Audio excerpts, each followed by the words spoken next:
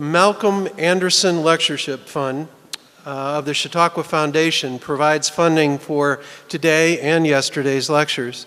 Established in 1987 to honor D. Malcolm Anderson, it recognizes a fourth-generation Chautauquan and a trustee of the institution from 1982 to 1990. A lawyer, Mr. Anderson also served as U.S. Attorney for the Western District of Pennsylvania and as Assistant Attorney General for the Department of Justice. He used to tell absolutely great stories about J. Edgar Hoover.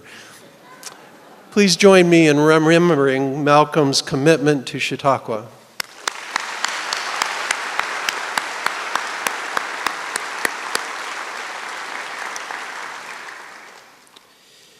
Historian, author, editor, and journalist David Vandrelli joins us today.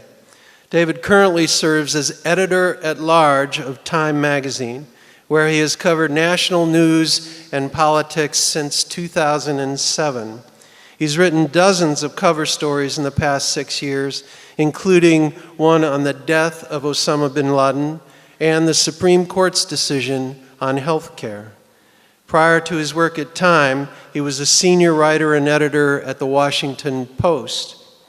Out of Oxford, he was recruited to the Miami Herald by Chautauquan Pete Weitzel. While there at the Post, he covered a range of topics from national politics to features and culture as the leader of the Washington Post's celebrated style section. While at the Miami Herald, he worked on the city beat. The author of 4 books, his most recent work, Rise to Greatness, Abraham Lincoln and America's Most Perilous Year, gives deep insight into Lincoln and chronicles 1862 in an authentic and dramatic way. David brings to this work the scholarship of a historian, the ethics of a journalist, and the poetry and humanity of a gifted writer that he is. He received his Bachelor of Arts degree from the University of Denver and his Master of Letters from Oxford University. The title of his lecture today is Abraham Lincoln's Rise to Greatness. Ladies and gentlemen, please welcome David Vandrelli.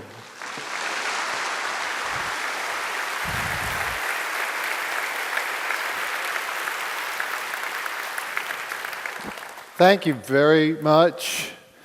What a pleasure to be here. Thank you to the Malcolm Anderson Fund, memory of that great Pittsburgh attorney, to Tom Becker, to Shara Babcock for welcoming me here. This is kind of on the bucket list of a writer and person who likes the sound of his own voice, like myself, to stand here in a place where presidents, Nobel Prize winners, philosophers have stood and talked to the most intelligent and well-read audiences in America, where great artists have performed music, dance. I've got goosebumps, and I'm going to try not to talk too long, and with the fear that with each passing word I'll measure up a little bit worse. This week's theme is 1863, which has for years and years been treated as the pivot point of the Civil War, and it is a vitally important part of our history and of our national narrative. 1863, of course, is the year when Ulysses Grant executes his most brilliant campaign in the West at Vicksburg, to open the Mississippi River so that, as Lincoln put it, the father of waters flows once again unvexed to the sea. It was the year that Stonewall Jackson was shot by his own troops during Lee's brilliant Battle of Chancellorsville. And after that battle, he took his Army of Northern Virginia back into the north, out of the Shenandoah Valley, up through the beautiful western hills of Maryland and into Pennsylvania, where he met the Army of the Potomac under its general, George Meade. He'd been general for 3 days He was given the job. He didn't even know where the army was. And yet they were able to marshal themselves in the famous fishhook formation on the hills of Gettysburg and hold back the repeated charges of Lee and his army. Never again would the Confederacy come that far north. The event commemorated in November of 1863 in a speech much shorter than the one I'm about to give that said much more than I could ever say. But you know, that year almost didn't happen. And I want to talk a little bit about why and how it almost didn't happen. 1862 was the year that the United States came closest to the end, when the Confederacy came nearest to winning its independence, and when Abraham Lincoln became the president who was great enough to save the Union. Why do I say that? Why do I say that the Confederacy had any chance of winning this war? We've all seen the numbers in our history books. The North had 9 of the 10 largest cities, had 3 times as many people. The vast majority of the factories and the steel mills, the iron works, had the inventors, it had the capital. The outcome of the war was an inevitability. That's the way many of us are taught in school today, but that wasn't the way they saw it at the beginning of 1862. The Prime Minister of Britain, who was very interested in the outcome of this war, they could see what this young nation potentially could become. They were watching on the edge of their seats. Lord Palmerston, 77 years old at that point. He had been at the top of the government of the most powerful nation in the world for over 50 years. He had seen everything there was to see in politics and statecraft and war. He looked at what was going on in North America, and he advised his foreign ministry that it was almost without doubt that the North could not possibly subdue the South. Now, why would he say that? Well, for a couple of reasons. First, the South was an enormous economic power. In this time of the dawning Industrial Revolution, the mills and looms of Europe were being fed by American cotton. The South had a virtual monopoly on cotton, the world's most valuable commodity in 1860. The South was convinced that because cotton was king, they would be able to block the flow of cotton to Europe, and the European powers would have no choice but to intervene on their behalf to force a settlement in favor of Confederate independence. This huge political weapon. Secondly, the South covered an enormous amount of real estate. The Confederacy was a larger terrain than all of Europe conquered by Napoleon. It was penetrated from north to south by exactly 2 railroads. No paved roads. And by the way, there was no one in the North who was exactly the military genius that Napoleon was. This was the next point. The entire United States Army on the eve of the Civil War numbered 16,000 troops. 16,000. And they were spread all across the continent, the vast majority of them or the largest number of them, in California, months away from the East Coast. They were spread out in little garrisons of 100 and 200 troops, so that even the executives, the officers of this army, had no experience in leading large numbers into battle. There was not a single officer in America under the age of 60 who had ever led more than 1,000 troops. In the fall of 1861, one of my favorite letters is from this young former Army officer. He's in retirement. He had been promoted to captain, which was sort of the death sentence in the peacetime Army. You couldn't go any higher than that, and there was really very little to do. You'd sit in a fort in the middle of nowhere and twiddle your thumbs. And so he, like a lot of the officers, had left, gone into private life. And now that the war had started, all these men had been called back to take on responsibilities in this overnight army that was being created to put down the rebellion. And he had been offered command of a regiment in his hometown. The volunteers got to elect their own officers. So oftentimes the colonels would be the people who had the money to buy the train tickets to go to camp, or to buy uniforms. Or they're the most popular fellow in town. Military skill not required, but in this case they had a guy with military training, and so they offered him the colonelcy of their local militia. A regiment was 1,000 men in the Civil War. And this fellow wrote to a friend, he said, "I don't think there are many men on this continent competent to command 1,000 troops in battle, and I'm sure I'm not one of them." His name was Ulysses Grant. 3 months later, he was leading 12,000 troops in his first and the most brilliant campaign of the early part of the war.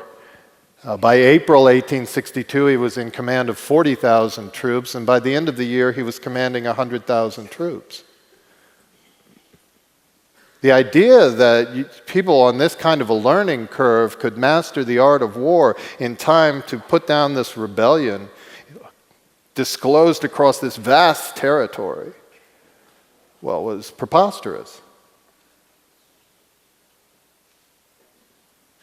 And then finally, there was this fellow in command of the United States government.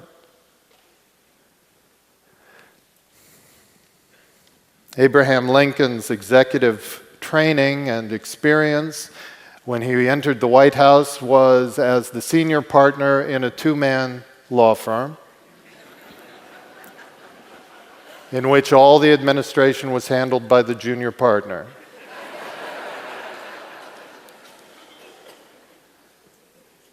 An entire government had to be created virtually overnight. The budget for the United States government, when they fired on Fort Sumter, was $80 million. By 1862, they were spending more than that every month.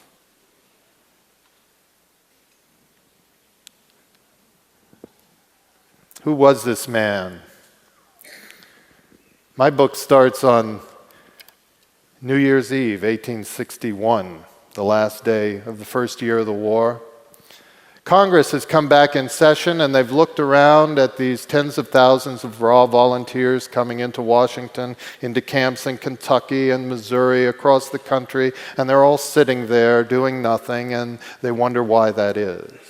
They appointed a committee on the conduct of the war to investigate the management of the war, and they called for a meeting with President Lincoln and his cabinet, and this was the appointed hour, 8 o'clock, New Year's Eve. They gathered in the president's office. Over the next 90 minutes, one of the most disconcerting cabinet meetings in our national history took place, because under persistent questioning from the committee members, the fact was slowly drawn out that Abraham Lincoln had no idea what was planned for the Army. His General-in-Chief, George McClellan, refused to talk to him. He had no direct communication with any of the other generals across the country. It all went through McClellan. McClellan was a closed door, and worse than that, McClellan lay sick with typhoid fever that night, and the rumor was that he was going to die overnight. Whatever plans he had would die with him. This meeting was so shocking that the Attorney General, Edward Bates, went home that night and stayed up for what must have been hours, filling out page after page after page of his diary, getting it all down. You can see it's a kind of a therapy for him to get over the shock. He concludes in this way. He says, Abraham Lincoln is a man of good character, honest, in the main, wise. I've always liked that. In the main, wise. We're not going. But I fear he lacks force and will and has not the power to command. So you see, Abraham Lincoln was not the fellow we now look at on the big white marble throne in Washington, D.C. Few people, if any, believed that he could do this impossible task. And yet, over the coming months of 1862, somehow he did. From that low point, he and his Secretary of the Treasury, Salmon Chase, had to find out how they could raise this money in a nation that thought $80 billion was enough for a federal government. How could they raise billions and billions? They didn't even have a word for it. Back then they called it thousands of millions.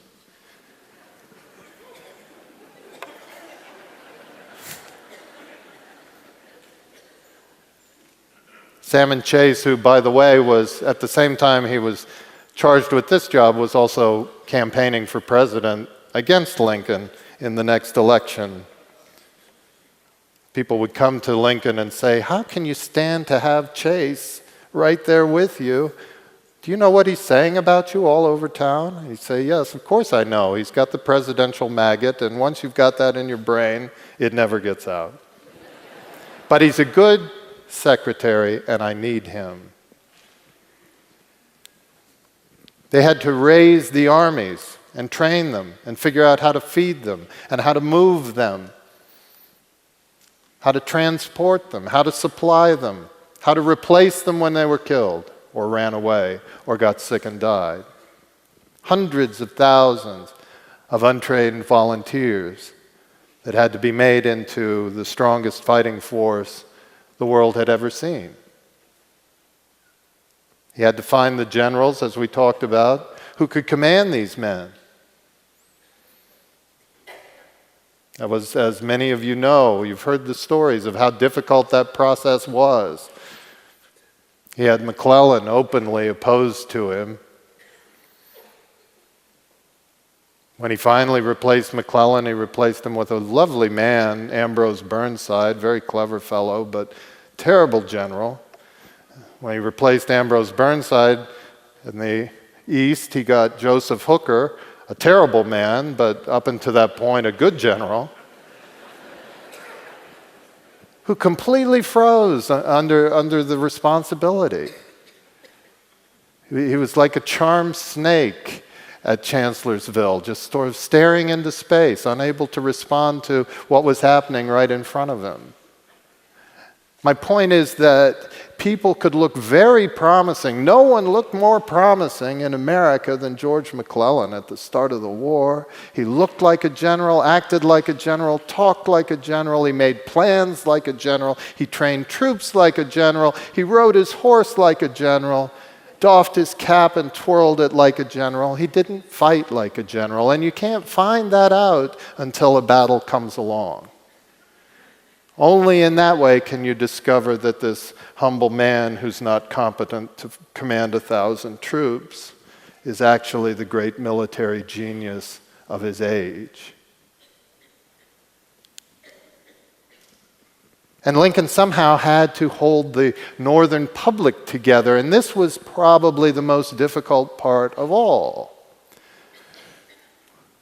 We all think of it as a war of the North against the South with capital letters, and yet the North was a fractious coalition of many, many different groups with many interests and many beliefs I'll just talk about one of their differences, slavery. There was a vast difference in the Northern public on the issue of slavery. Most of them agreed that they didn't want it in their own states, but that didn't mean they were humanitarians. In Abraham Lincoln's own state of Illinois, the legislature had passed a constitution that made it illegal for free blacks to settle in the state. Now, there was a wide range of public opinion. On the left, there were people in Massachusetts who felt that there was no point in fighting this war unless it abolished slavery. That if saving the Union meant the preservation of slavery, then to hell with the Union. People like Julia Ward Howe, who came to Washington in the early days of 1862, visited the camps of the Army of the Potomac, and was so moved that she wrote a poem that appeared on the front page of the Atlantic magazine in the February 1862 issue. Mine eyes have seen the glory of the coming of the Lord. He's trampling out the vintage where the grapes of wrath are stored. He has loosed the fateful lightning of his terrible swift sword.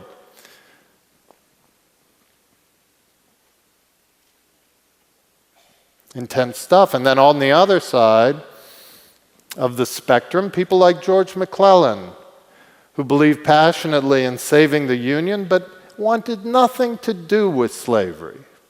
The argument between radicals on the pro-slavery side and radicals on the anti-slavery side, that's what was breaking up the great American Union, he felt. He said, I hate the people of Massachusetts just as I hate the people of South Carolina. I want nothing to do with any of them. Keep the issue of slavery away from me. I don't fight for emancipation, I fight for union.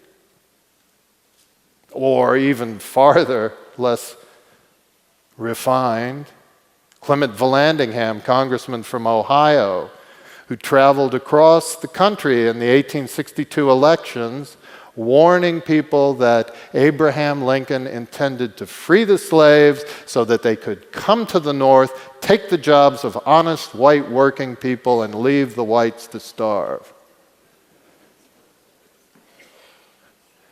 Now that's Abraham Lincoln's team. He said, if I could just hold the North together, I'll win this war. But what a job that was. And as the year went on, he came to compare himself to a man on a tightrope crossing Niagara Falls. With all of America's history and all of America's promise concentrated on his back as people stood on the opposite shore yelling at him, take a step to the right, take a step to the left.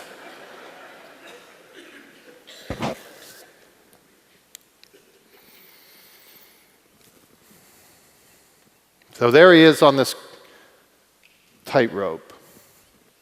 And down below him, the river is turning to blood. When this war began, very few people, as Lincoln says in his great second inaugural address, very few people imagined what it would be. People thought it was going to be a short war, whether they were on the South, expecting the great European powers to come in with their referee shirts on and blow the whistle, separate the sides, or whether in the North they believed that they'd raise these great armies and they'd go down the Mississippi, throw open the doors at the great port of New Orleans, liberate the capital of Richmond, and all the true Unionists of the South would come to their senses. They'd throw off the oppression of these fire-eating secessionists, rabble-rousers, and the Union would come together again in peace. People thought it would be a short matter. Lincoln's first call for troops enlisted them for 90 days. But then, on the first weekend of April 1862, at a little steamboat landing in southern Tennessee, a few miles from the Mississippi border, near a white church called Shiloh, on Saturday and Sunday, April 6th and 7th, a battle was fought more violent than anything anyone living in the United States had ever seen. More Americans killed, wounded, and lost at Shiloh than in all the wars the nation had fought up to that time put together. Imagine the shock of it. And yet it happened again. A couple of months later, outside Richmond in the 7 Days battles, an ongoing clash between Lee's Army of Northern Virginia and McClellan's Army of the Potomac fought day after day, culminating on July 1st, I think, at Malvern Hill outside Richmond, where wave after wave of Confederate troops were launched against the massed artillery of the Northern Army up a long sloping hill. Does any of this sound familiar? It happened again a year later at Gettysburg. Malvern Hill, just as hopeless and almost as bloody. And then it happened again outside Washington at the Battle of Second Manassas at the end of August, when the Union Army, the generals, actually turned on each other. McClellan's troops refused to go to the aid of John Pope's army, engaged with Stonewall Jackson and James Longstreet in earshot of the White House. Our neighbor from across the lake, William Seward, shook his head 2 days after that. He said, "My whole life has been in politics. I thought I knew what pettiness men were capable of. I've never seen anything like this." And then it happened again, a month after that, in western Maryland, near a town called Sharpsburg at Antietam Creek. September 17th, 1862, remains to this day the bloodiest single day in American history. 23,000 casualties between dawn and dusk. And even then, Fredericksburg lay ahead, Malvern Hill in reverse, when Burnside sent his army in row after row, wave after wave, against an impossible Confederate position. Men mowed down, and more men marching up behind them. Longstreet, watching from a hill, said, "If valor and courage would earn a victory in war, these men should win." Lee is said to have put it this way: "It's good that war is so terrible, we should grow too fond of it." And then in the last day of the war, outside Murfreesboro, Tennessee, at the Stones River, Union Army under William Rosecrans suffered the most intense, the highest number of casualties in a single day, percentage-wise, of the entire war, and yet didn't break. Looking back on Stones River, Lincoln told Rosecrans, "I will never forget how at the end of last year you gave us a battle, a hard-won victory that, had it been a defeat instead, the nation could hardly have lived over." In every moment of that year, the United States was on the verge of death. And yet in that year, these generals had emerged, this government had been created, American public opinion had been galvanized. Lincoln suffered losses at the midterm elections, but held on to his majorities in Congress, in the governorships, in the state legislatures. Lincoln had become that president that we remember. And he entered into immortality, as he himself understood, on New Year's Day, 1863.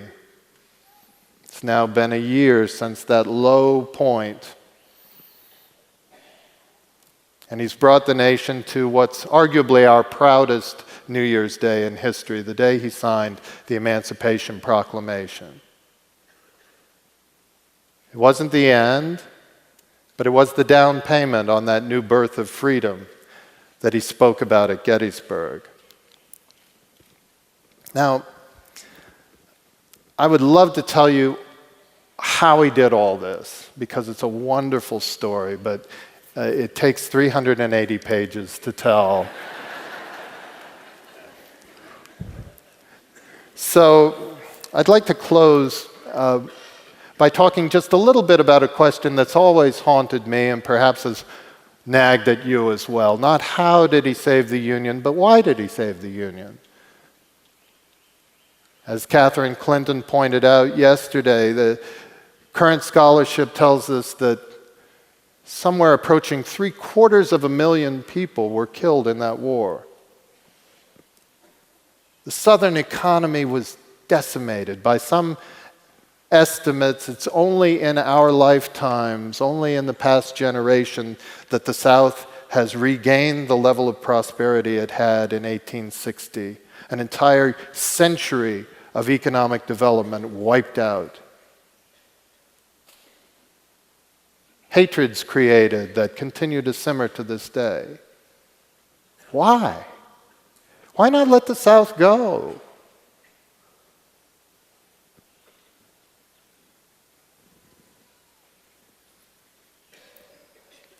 Well, there are two things that we need to understand about that. The first is political. What they understood in the 1860s that we've completely forgotten is that there's nothing inherently stable in that arrangement of North and South. It sounds like two teams, but it's not. It's a lot of differing peoples, differing cultures, differing economic orientations, all put together awkwardly for the purpose of fighting this war. But I'll tell you, the people of the northern Midwest, the breadbasket of the world, the most fertile agricultural property on earth, their economic ties, the way that their crops and the products of their factories got to market, was down the Mississippi. They were more closely allied to New Orleans than they were to Boston. And throughout the war, there were lively discussions in the Midwest about seceding from New England and making a separate peace with the South. New York City was becoming, at that time, the great financial powerhouse that it is today. Why? Because they were doing the financial business of the cotton industry, this great power to the South. The economic interests of New York were tied to the South. And so throughout the war, there were lively discussions of this New York City leaving the Union, setting up as a free port like Hamburg in Germany. Think about California. The only thing tying this treasure house to the United States were wagon wheel ruts across a trackless prairie through forbidding mountains. It took 3 months by ship to go from New York City around the Horn and back up to San Francisco. This tenuous link was hardly enough to hold the West to the East once the East started to splinter. And look at the South. I mean, Texas was part of the South. Texas has always wanted to be its own country. It does now, it did then. Anybody who thinks that Texas was going to stay in the Confederate States of America is crazy. And they would take the Southwest with them. In other words, the point is, secession was a tiger that could bite in many directions, and if it wasn't slain initially, it would be out of control. As one senator said when the secession debates were going on, we'll become just like Europe. 33 separate countries, a principality here, a little dictator there, a small democracy, endlessly shifting alliances, eternal war. But even more important was an idea that was at stake. And for that, I need to go back even further from the topic of the week, 1863, all the way back to 1809. February 12th, a Sunday, cold in the western hills of Kentucky. We call this place a log cabin. That's kind of putting a gloss on a rude one-room hut. The cold wind whistling through the chinks in the wood, the little fireplace, smoky, poorly drawing. Abraham Lincoln's mother took her life in her hands to give birth. The nearest medical help, we're told by Carl Sandburg, was an old granny lady who lived about 5 miles away. By the time she arrived, the baby had been born, washed in water hauled from a dripping spring below the cabin, wrapped in animal furs, and put to sleep on vegetable husks over a mud floor. The conditions Abraham Lincoln was born into were no different than if he had been born 5,000 or 10,000 years earlier. And as he grew up, with no education beyond what he could learn and teach himself, he came to understand that a baby born in those circumstances at any other time, in any other place in the history of the world, would have received on birth a life sentence to poverty. There was no way up and no way out. The nature of human existence was that a few people were born to be rich and rich forever, and the mass of people were born to be poor and poor forever. Abraham Lincoln came to understand that he had been blessed by circumstance to live in this young experiment called the United States, where, in the powerful words of the Lincoln biographer Gabor Boric, people had a right to rise, to raise themselves up by their own efforts, their families' efforts, their friends' efforts, as high as they could go. And so this boy, born into poverty we can scarcely imagine, finds himself at the critical hour of the United States in the highest office of the land. And he understands that that is what's at stake in this war. And so, in the last days of November, when his army is stalled all across the continent, when the largest Native American uprising in American history is raging away in Minnesota, when the Congress is gathering and the senators in his own party are beginning to hatch their plot to overthrow his cabinet, in this dark hour, Abraham Lincoln shut himself into his office and spent days working on the most mundane project the president had in those days, the annual message to Congress. This is where the president would report on how many post offices were staffed and how much tax money had been collected and how much had been spent and how many envoys we had and where around the world. Lincoln knew this message would be published in newspapers across the country and carefully read. He marshaled his words very carefully, and he spent them now. I was on a panel earlier this year with some of the great Lincoln scholars, and so I want to warn you that my interpretation you're about to hear is not conventional. And I am a journalist, I'm not a historian. All I know is what I read in Lincoln's papers. People have called this message bizarre. They've called it deranged. They've called it inexplicable. And I consider it one of his greatest moments because he explained to the American people why they had to win. He started, very characteristic of Lincoln, always to start with first principles. He talked about the geography of North America, very well set up for one country, very poorly designed for more than one. Maybe you could draw some boundaries along rivers in the east, but out west, where the future was, boundaries would be nothing but lines on a surveyor's map that a man could step over. And what issue would they be taking out there with them? The slavery issue. And who would the people stepping across those lines be? Slaves running away, slave hunters chasing after them. Recipe for eternal war.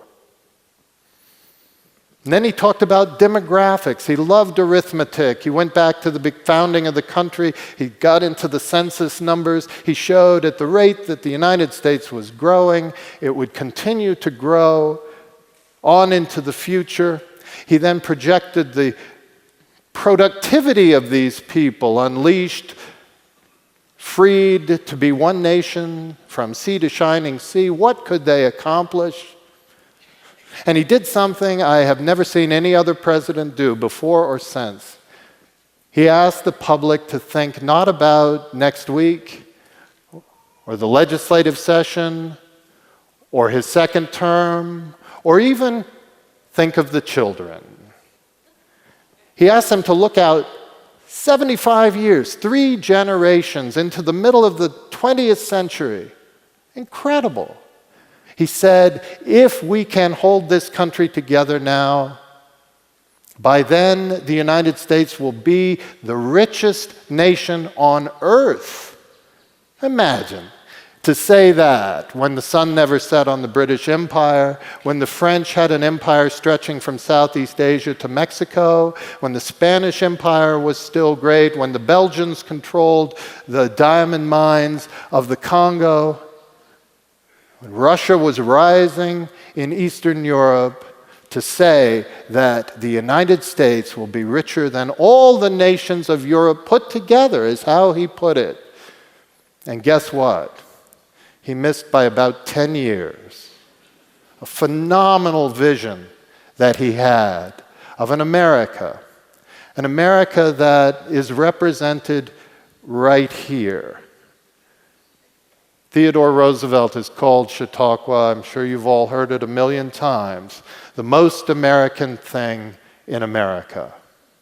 And it's because it represents this right to rise, to make of ourselves what we can, to improve ourselves together in community.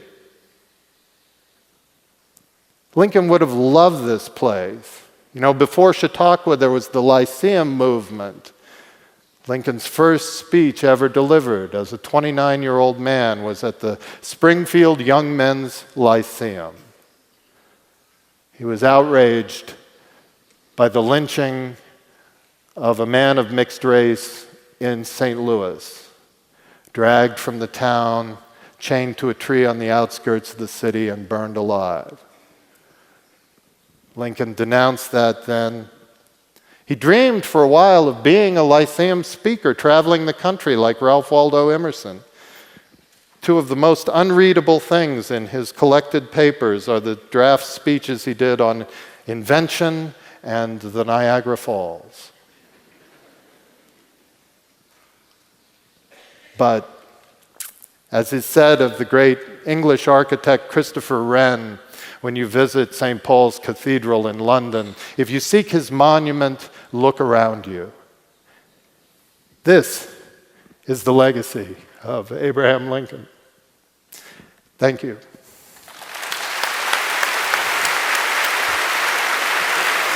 Good, thanks.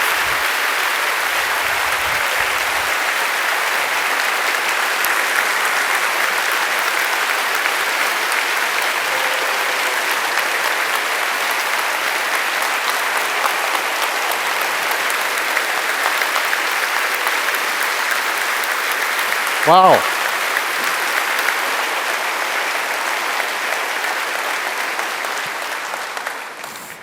All right, so those of you who must leave now, if you'll do so quietly, please, out of respect for those who stay behind, we'd very much appreciate it. Those of you who are staying behind for the question and answer period, our lovely ushers will be moving about in their distinctive aprons, collecting your questions, and Emily and I will do the best we can to represent them. So thank you for that cold and dispassionate discussion. Preach. Yeah.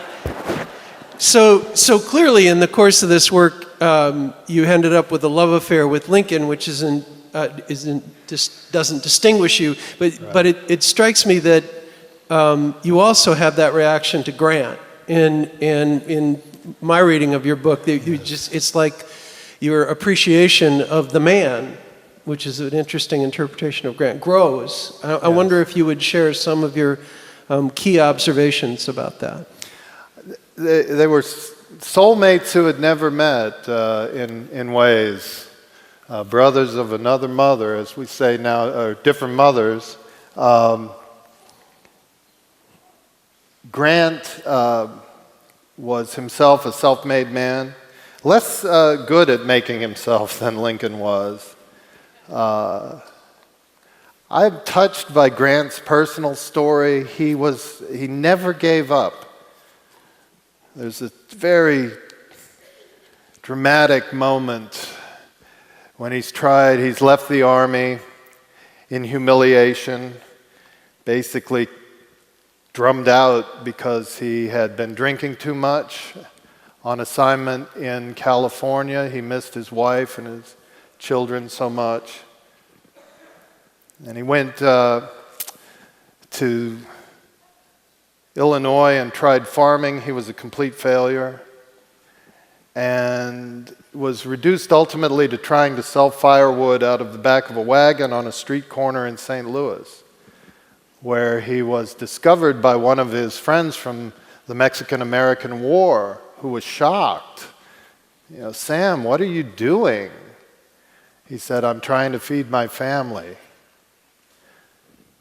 And that sort of plainness touches me, and also the terrible willingness to do what had to be done. If you believe, as I do, that it was the right thing to save the Union, Grant was the man who figured out how to do it. He learned the lesson at Shiloh.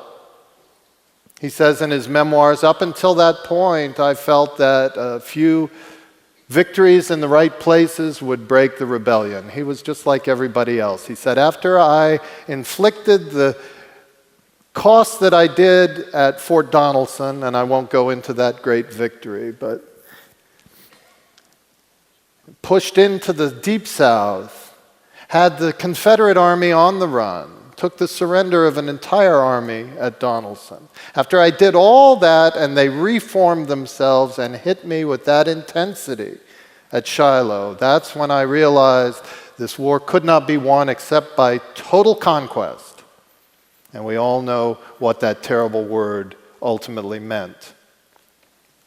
After Fredericksburg, the horrible battle in December that I talked about, Lincoln came sort of to the same conclusion.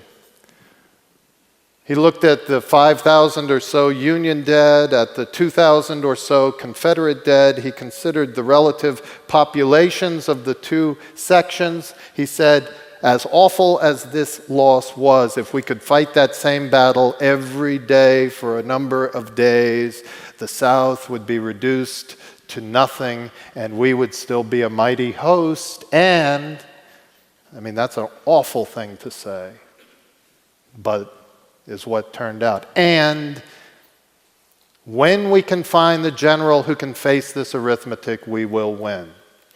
That general was Grant. And so I think he deserves, with Lincoln, the credit for saving the Union.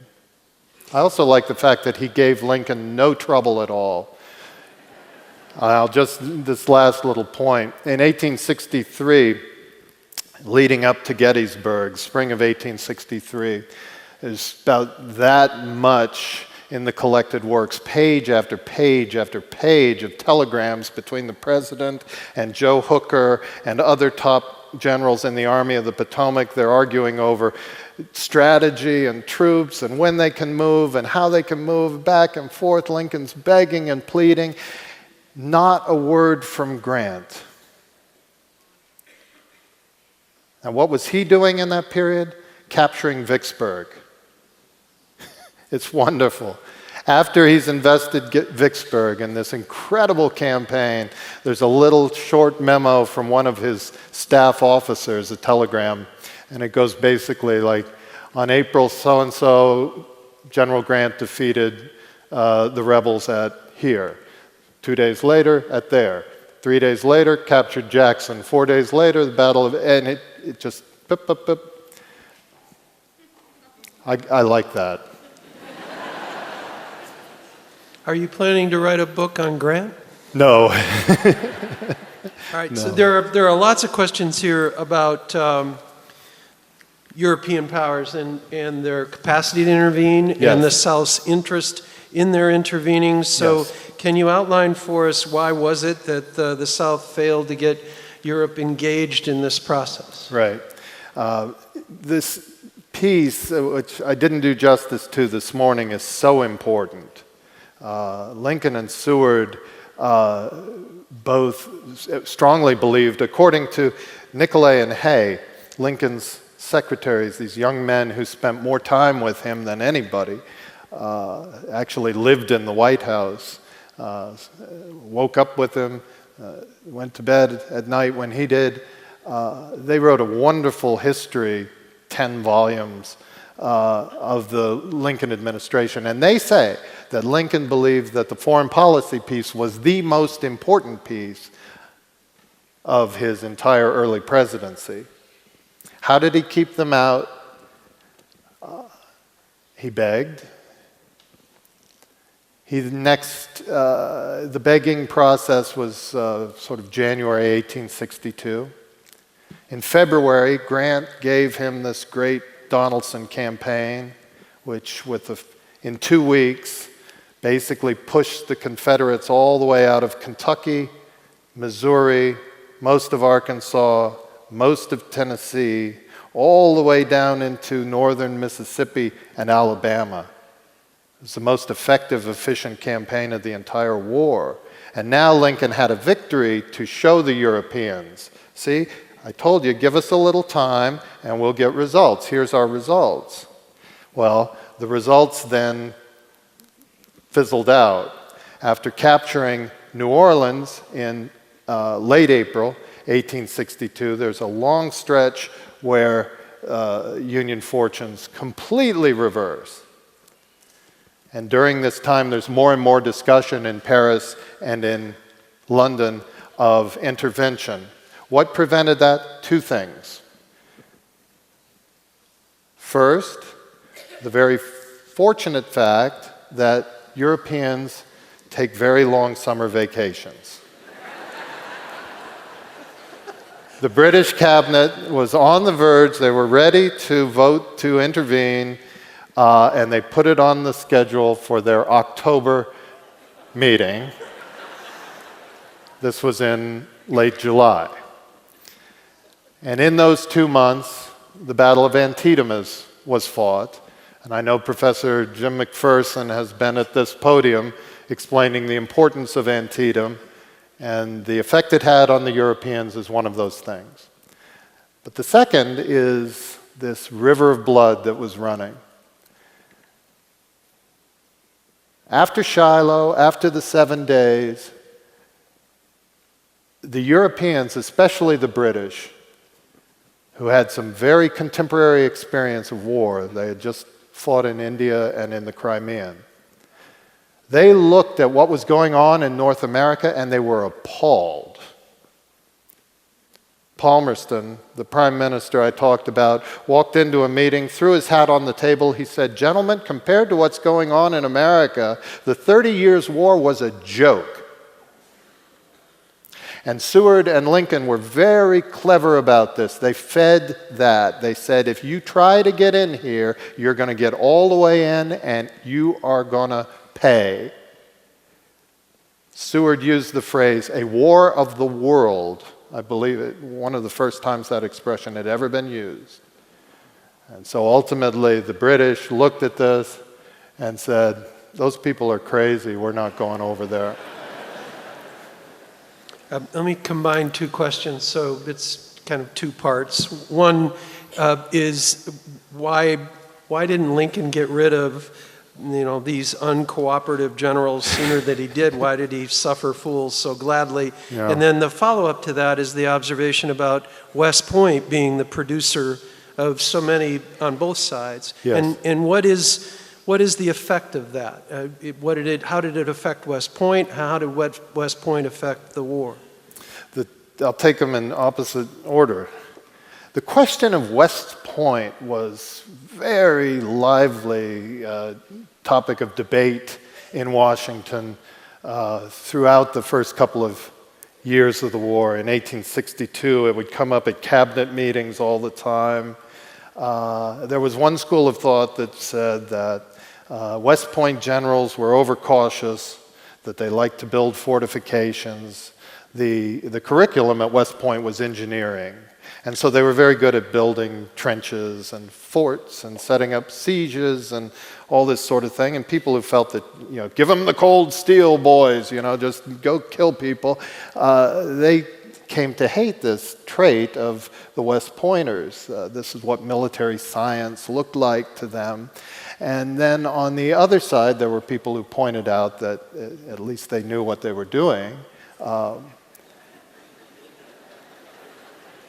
There's a moment after this horrible battle of Second Manassas when the cabinet is waiting for Lincoln to show up. They're sitting around grousing, as they so often were, and Gideon Welles, the Navy Secretary, launches into his customary spiel against West Point, and then Edwin Stanton comes in, the Secretary of War, and says, we've got to get rid of all these West Point generals. And the Postmaster General, Montgomery Blair of West Point, is sitting there, and he's got to defend his alma mater. Says, well, there's plenty of good West Point generals, you just got to find them. But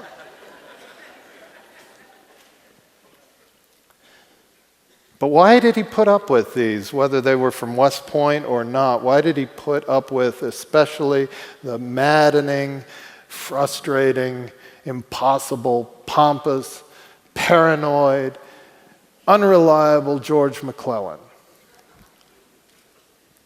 Well, Lincoln was asked this question over and over again, believe me, and he had a very simple answer. This is another one of those things that we forget when we look at him on his big white throne in Washington. Abraham Lincoln was elected with the smallest percentage of the popular vote of any president post 1828. He had fewer than 40% of the votes. So that means more than 60% didn't like him. They were Democrats, splintered among all these different factions. Well, McClellan was a Democrat. Lincoln was a Republican. Or as Lincoln put it, he's a majority general and I'm a minority president. And that's why he kept him. There was constant talk inside the army at the highest levels of Washington, in letters to McClellan, in personal visits to McClellan about setting up a military dictatorship.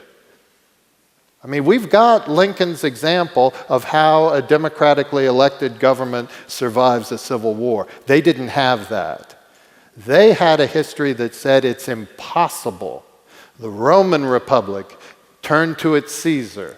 The French Republic turned to its Napoleon. What's needed in a crisis like this is a dictator. McClellan flirted with that idea.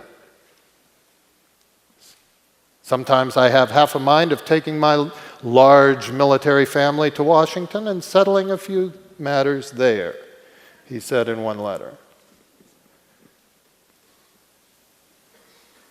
So when did Lincoln fire McClellan? Well, very interesting timing on that. In the fall of 1862, they had the off-year congressional elections, and as I say, Lincoln, although most Republicans thought it was a terrible debacle, Lincoln looked at the results and felt reasonably good about them. He lost one governorship, he lost 2 state legislatures, he's lost a lot of seats in the House of Representatives, but he still had a majority, very comfortable, and he actually gained seats in the Senate. He had gone to the American people, having raised taxes, having suffered defeats on the battlefield, having issued the Emancipation Proclamation, announced he was going to sign it, very controversial. All of these very difficult decisions that he had taken, and he still had control of the government. He was no longer a minority president. The American people had sent him back, left him in power, and 2 days later, McClellan was gone. So let's go back to Lincoln. His childhood is, how does he grow in his attitudes, that sort of thing. So the question is, can you tell us something about Lincoln's parents? Can you tell us something about how his geographic roots in Southern Illinois influenced his attitudes about social justice, particularly about slavery? And then to go back to that geography, there's an Illini here who confesses they never heard the idea that Illinois in any way had thought about seceding. Mm-hmm. You were talking about a broader Midwest thing. Yes. But could you comment on that? Yeah, well, Illinois was a big part of that. They called Southern Illinois Little Dixie. If you check your map, it dips way down there. And the attitudes in Southern Illinois were very different from the attitudes in Chicago. Which were very different from the attitudes in Springfield. A couple of thoughts about that. Lincoln's parents, I think, are very important to his personality. People ask why, well, somebody's estimated there were 16,000 biographies of Lincoln written, and now 16,001. And why would you do that? Why so much attention to this man? And part of it is the drama of his times, but part of it is this strange quality of enormous charisma. He had it in life. He walks out of the forest, basically, into the small village of New Salem. He describes himself as a strange, friendless, penniless boy, but strange. He was wearing leather pantaloons that he had outgrown. They came down to his shin and were so tight that his feet were purple from the lack of circulation. This bizarre figure, 2 years later, is their state representative. Charisma. And it speaks to us down through the years. We're still drawn to him, and yet he also had this wall that came down and hid his interior that no one penetrated or has ever penetrated, though we keep trying 16,001 times. His friend, longtime associate Leonard Swett told one of the early biographers who was going around interviewing everyone who knew Lincoln, he said, "I'll tell you this, if you want to know how to determine whether the person you're talking to was close to Lincoln," and the biographers, yeah, that would save me a lot of time. Anybody who says he was close to Lincoln was not close to Lincoln. Anybody who says he wasn't might have been. Nobody was close to Lincoln. Billy Herndon, his law partner, called him the loneliest man who ever lived. And that goes back to those parents. His father was cold, had no appreciation or understanding of the fact that he was parenting one of the world's great natural geniuses. He thought Lincoln was lazy. He thought reading books was a waste of time.